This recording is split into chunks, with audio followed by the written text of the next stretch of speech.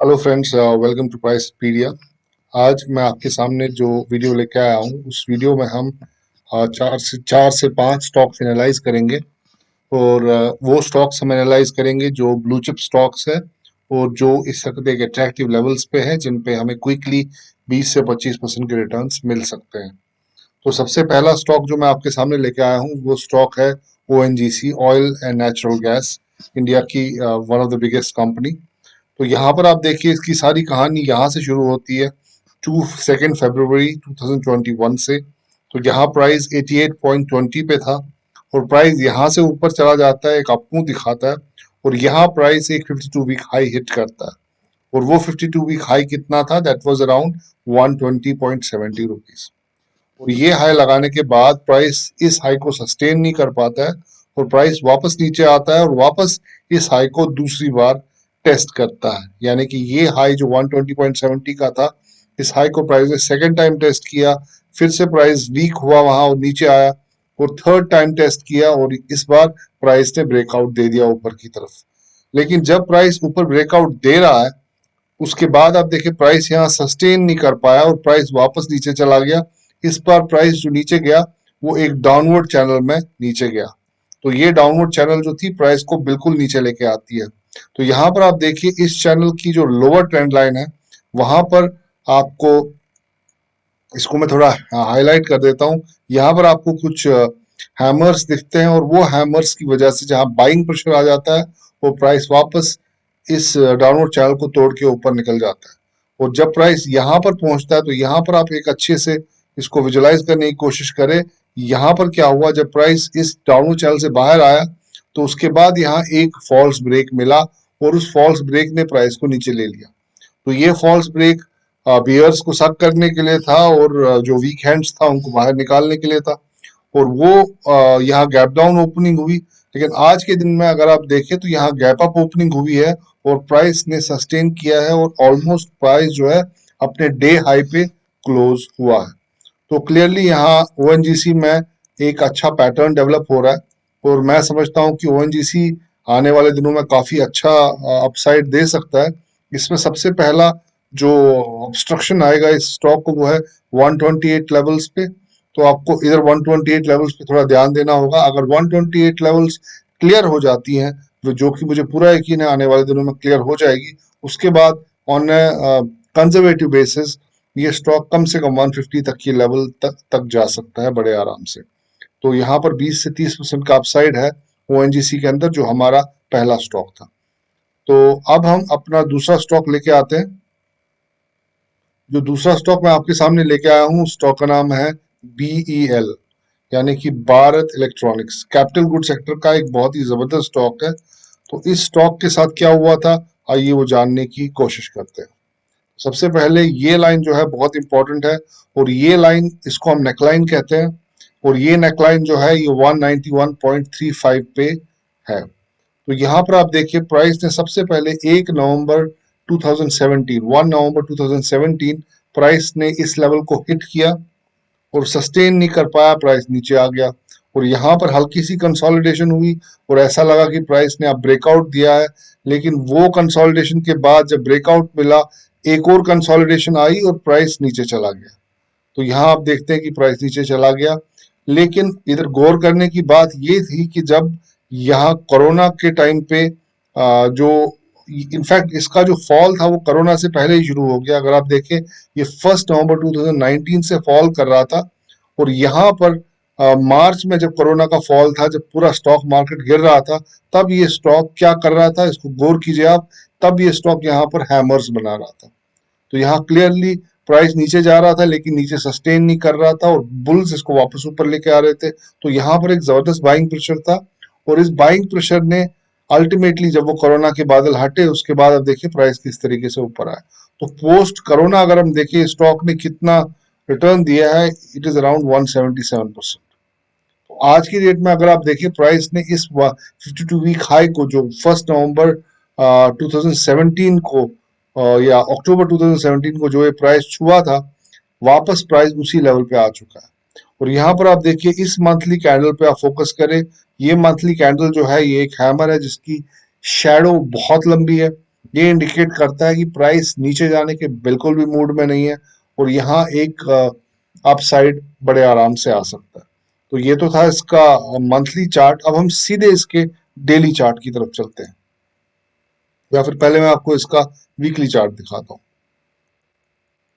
तो ये देखें दोस्तों, ये रहा आपका वो लेवल जहां पर ये इस 52 वीक का हाई इसने मारा था और उसके बाद प्राइस नीचे आया। और यहाँ पर जो प्राइस है वो एक चैनल की सूरत में जो है ऊपर की तरफ जा रहा है। ये देखिए, यहाँ पर टच हुआ, यहाँ पर टच हुआ, यहाँ पर टच हुआ और उसके बाद यहाँ पर टच हुआ। तो काफी बार प्राइस ने इस चैनल की लोअर ट्रेंड लाइन को टच किया और अब यहाँ पर आप देख रहे हैं एक जबरदस्त ब्रेकआउट आता हुआ दिख रहा है। अब अगर आप देखें तो कैपिटल गुड सेक्टर में काफी अच्छा आजकल माहौल चल रहा है, चाहे वो हेवल्स हो, चाहे फिर कैपिटल गुड सेक्टर का कोई और भी स्टॉक हो, चाहे वो डिक्सन हो।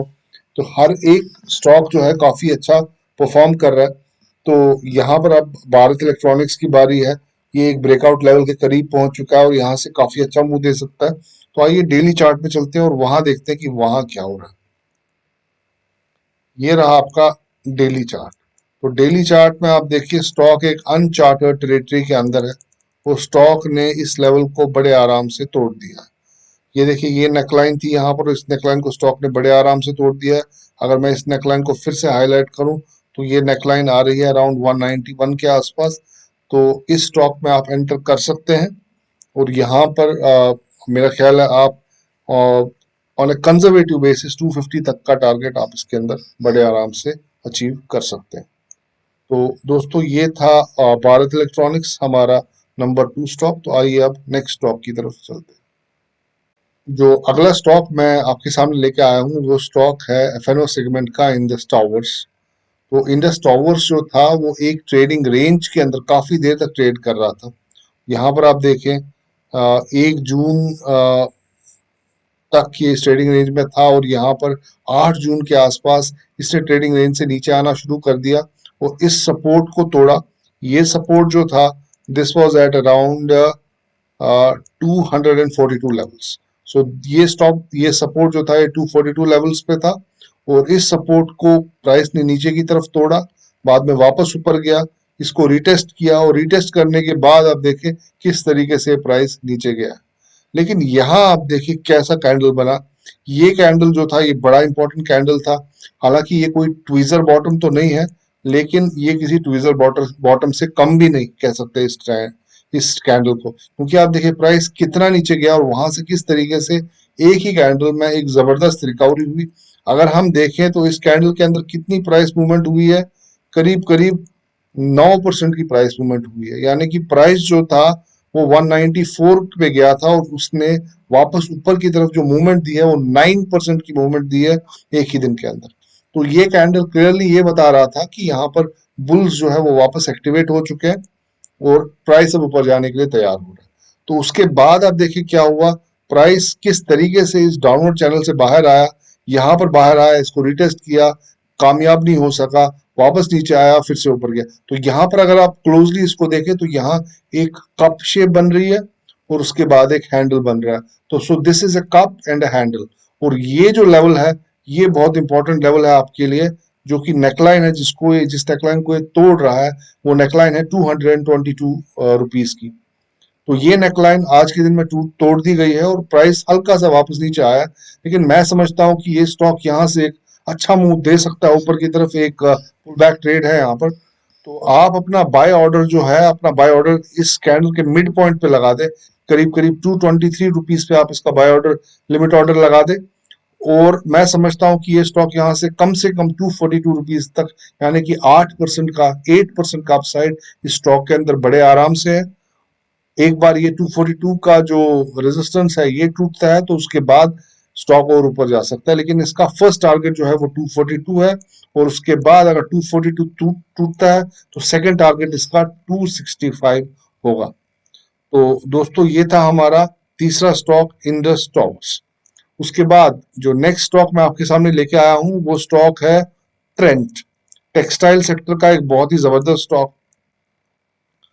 तो यहाँ पर क्या हुआ, यहाँ पर भी सेम वही कहानी दिख रही है कि यहाँ पर भी एक कप शेप बनी प्राइस पहले 52 वीक हाई 950 के 52 वीक हाई को यहाँ हिट किया, लेकिन प्राइस यहाँ सस्टेन नहीं कर पाया, प्राइस नीचे आया। नीचे आने के बाद यहाँ पर एक रिकवरी हुई, प्राइस वापस एक चैनल बनाता हुआ ऊपर की तरफ गया, पहली बार इसको टेस्ट किया, वापस नीचे आया। यानी कि ये कह सकते हैं कि यहाँ पर एक कप यहाँ तक बन रहा है और उसके बाद एक छोटा हैंडल यहाँ पर बना और उसके बाद एक और हैंडल यहाँ पर बना। तो इसको आप उस तरीके से भी देख सकते हैं, लेकिन सबसे इंपॉर्टेंट चीज यहाँ जो ऑब्जर्व करने की है वो ये है कि 950 की जो नेकलाइन रेजिस्टेंस थी वो नेकलाइन रेजिस्टेंस तोड़ दी गई है और वो रेजिस्टेंस टूटी गई है एट हाई वॉल्यूम्स। तो वॉल्यूम जो है बहुत इंपॉर्टेंट है। यहाँ पर आप देखिए वॉल्यूम कितने जबरदस्त थे, ये देखिए जो ये यहाँ पर टूटी, और अब जो यहाँ कंसोलिडेशन हो रही है वो कंसोलिडेशन काफी लो वॉल्यूम्स पे हो रही है और वॉल्यूम आहिस्ता आहिस्ता आहिस्ता आहिस्ता कम कम होता जा रहा है। तो मैं समझता हूं कि ये स्टॉक यहाँ से एक छलांग मारने के लिए बिल्कुल तैयार है, क्योंकि जैसा कि आप लोग देख रहे हैं कि निफ्टी को ऊपर जाना है और उसको सपोर्ट चाहिए ब्रॉडर मार्केट का भी ऊपर जाने के लिए। तो आजकल आप देख रहे हैं काफी स्टॉक्स काफी अच्छा परफॉर्म कर रहे हैं। तो ये स्टॉक हालांकि अभी तक उतना अच्छा परफॉर्म नहीं कर पाया जितना कि अभी तक इसमें दम है। अभी ये स्टॉक एक अनचार्टर्ड टेरिटरी के अंदर है, अपने 52 वीक हाई के आसपास है। तो यहाँ पर इसमें एक बाई पोजीशन बना सकती है। जो आपका स्टॉप लॉस होगा वो 970 के आसपास आप रखिए। मैं नहीं समझता कि ये स्टॉक यहाँ से नीचे आना चाहिए, तो 970 के आसपास इसका स्टॉप लॉस होगा। जो शॉर्ट टर्म ट्रेडर्स है लेकिन जो थोड़ा लॉन्ग खेलना चाहते हैं इसमें, वो अपना स्टॉप लॉस 920 के लेवल्स के आसपास रखे और इसके अंदर एंटर हो सकते हैं। तो यहाँ से मैं समझता हूँ इस स्टॉक के अंदर करीब करीब 1300-1400 तक के टारगेट्स हैं। तो 20 से 25% का 20 to 25% का जो अपसाइड है वो इस स्टॉक के अंदर बड़े आराम से है। सबसे इंपॉर्टेंट बात यहाँ पर ये है कि प्राइस ने 951 लेवल्स की जो नेकलाइन है वो तोड़ दी है। आगे का रास्ता मेरा ख्याल है इतना मुश्किल नहीं होना चाहिए। तो दोस्तों ये था ट्रेंट लिमिटेड। एक और स्टॉक जो बहुत ही इंटरेस्टिंग है जो मैं आपके सामने लेके आया हूं वो है टाटा केमिकल्स। तो टाटा केमिकल्स में क्या हो रहा है दोस्तों, ये देखिए सबसे इंपॉर्टेंट चीज ये है कि यहाँ प्राइस जो है एक रेंज के अंदर फंसा हुआ है। इस रेंज के अंदर प्राइस घूम रहा था और इस रेंज की जो रेजिस्टेंस थी वो थी 803 रुपीज। तो ये रेजिस्टेंस जो थी ये यहाँ पर पहले टेस्ट हुई, यहाँ पर एक फॉल्स ब्रेकआउट मिला, वापस प्राइस अंदर चला गया, यहाँ पर एक और बार टेस्ट हुई रेजिस्टेंस, और उसके बाद यहाँ पर अगर आप देखें प्राइस ने क्या किया, एक बेस बनाई। और ये बेस कहाँ बन रही है, ये बेस इस ट्रेडिंग रेंज के अपर एंड पे बन रही है। यानी कि अगर इस ट्रेडिंग रेंज को मैं दो हिस्सों में बांट दूं, if I break this trading range into two parts, then this price movement is in the upper part of the trading range. So clearly एक बेस फॉर्मेशन यहाँ पर था। बेस फॉर्मेशन बनने के बाद क्या हुआ, प्राइस ने यहाँ पर एक ब्रेकआउट दिया, फिर उस बेस को फिर से टेस्ट किया और फिर यहाँ से प्राइस ने एक ब्रेकआउट, जबरदस्त ब्रेकआउट दिया और प्राइस ने 803 रुपीज की जो रेजिस्टेंस थी उसको तोड़ दिया। उसके बाद यहाँ आप देखिए प्राइस वापस नीचे आ रहा है और ऊपर जा रहा है वापस, लेकिन इधर भी इसको फिर से सेलिंग का सामना करना पड़ रहा है। तो आइए इसको थोड़ा क्लोजली ऑब्जर्व करते हैं और जानने की कोशिश करते हैं एग्जैक्टली क्या हो रहा है और क्या होने वाला है स्टॉक के अंदर। तो ये देखें, तो ये रहा आपका टाटा केमिकल्स। इतना मैं बताना चाहूंगा आपको कि इस स्टॉक की जो अर्निंग्स थी वो इस दिन आई थी और उसी दिन स्टॉक ने एक गैप अप ओपनिंग दी और गैप अप ओपनिंग के बाद स्टॉक काफी ऊपर चला गया और इस स्टॉक के जो रिजल्ट्स थे वो बहुत ही जबरदस्त थे, रिजल्ट्स बहुत अच्छे थे। तो मैं एक्सपेक्ट कर रहा हूँ कि ये स्टॉक आने वाले दिनों में एक अच्छी मूवमेंट देगा। लेकिन अभी ये स्टॉक कंसोलिडेशन मोड में है, लेकिन मुझे ऐसा नहीं लग रहा कि ये स्टॉक कुछ ऊपर जाने की अभी इसका मूड अभी ऊपर जाने का नहीं है। हाँ, ये थोड़ा यहाँ पर कंसोलिडेट करेगा, अपने जो भी बायर्स हैं उनको थोड़ा फ्रस्ट्रेट करेगा और जो वीक हैंड्स हैं उनको अपने स्टॉक में से बाहर निकालेगा और उसके बाद ये ऊपर की जर्नी अपनी शुरू करेगा। लेकिन ऐसा लग रहा है कि ये बहुत ही जबरदस्त ऊपर की तरफ मुंह देने वाला है आने वाले दिनों में। अब वो कब देगा वो तो आपको क्लोजली मॉनिटर करना पड़ेगा इसको। तो ये देखिए, अब अगर हम इसको समझने की कोशिश करें तो यहाँ मेरे को ऐसा लग रहा है कि यहाँ पर एक ट्रायंगल स्ट्रक्चर बन रहा है। क्लियरली प्राइस को यहाँ पर रेजिस्टेंस मिल रही है, यहाँ पर सस्टेन नहीं कर पा रहा है। मैं एक्सपेक्ट करता हूँ कि प्राइस एक बार फिर से नीचे आएगा और अगर आपको प्राइस इन लेवल्स के आसपास मिला, यानी कि 817 लेवल्स के आसपास अगर आपको प्राइस मिलता है तो आप इसमें आंखें बंद करके इन्वेस्ट करें या फिर ट्रेड भी कर सकते हैं।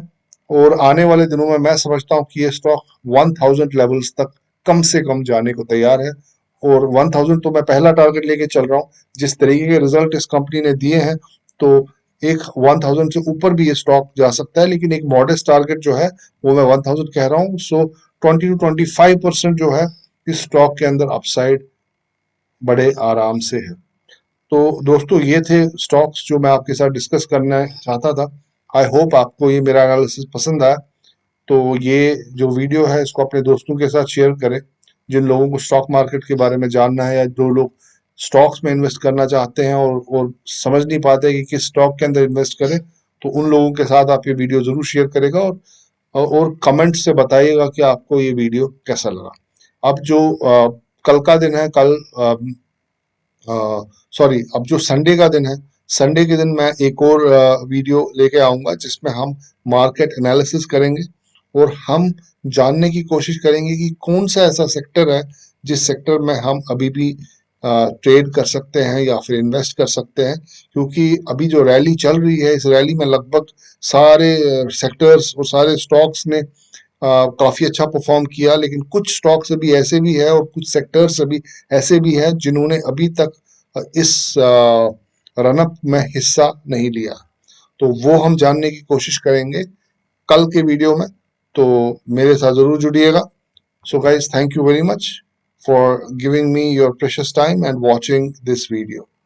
Have a nice day. Bye bye.